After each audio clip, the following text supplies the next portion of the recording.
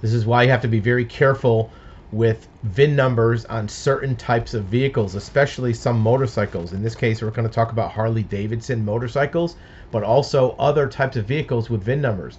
This is a case where somebody was in a high-speed chase and they got pulled over and they ran out of gas, but that's not really the important part of the article. What happens is this person was accused of grinding down identification numbers on the motorcycle.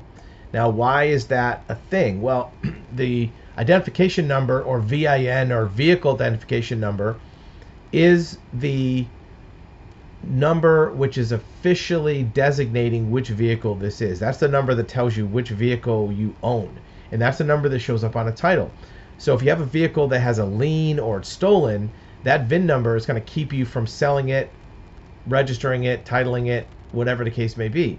But if you can somehow obscure that VIN number or change it, then criminals can have a vehicle for free. In this case, the vehicle, I believe, had a lien on it from a bank. So what they did was they swapped out some parts and grind down the VIN numbers off of the parts to make it seem like this was a legitimate vehicle.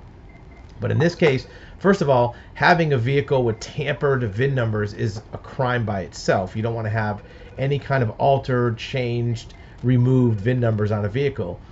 But also, you're not really going to go far, because even if you grind it down, there are methods you can use with certain chemicals to bring back the VIN number. Because here's what happens. When a VIN number is stamped into a piece of metal, the depressed part of that VIN number, even if you grind it off, below the part that you can see, there's actually compressed metal, right? So the little letter that goes into the metal isn't the only part that's changed.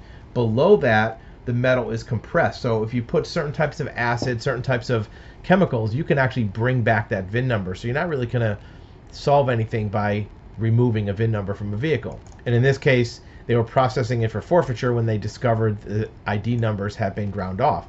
So you're not really going to get too far by changing VIN numbers, and be very careful with some types of vehicles, especially motorcycles, because in some cases the ID number for a motorcycle is actually on the engine, not on the frame. So if you just swap out the engine, sometimes you can maybe try to hide a vehicle that doesn't have a good title. So be careful with VIN numbers, and be aware that you don't want to remove or alter any VIN numbers on a motor vehicle, because you can get in trouble for that.